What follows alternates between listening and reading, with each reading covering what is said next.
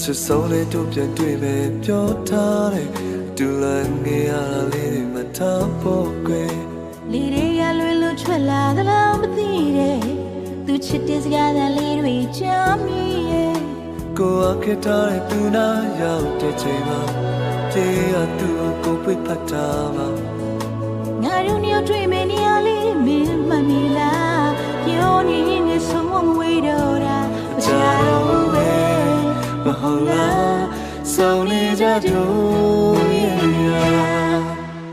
စိတ်မများရဲ့တိတ်တွေလိုပါပဲစောင်းဆိုင်နေတဲ့ချစ်လို့ဆိုတယ်ဘသူရောက်နေပါသေးချစ်ရဲ့တို့ရောက်ဆုံးနေရဒီစိတ်မများရဲ့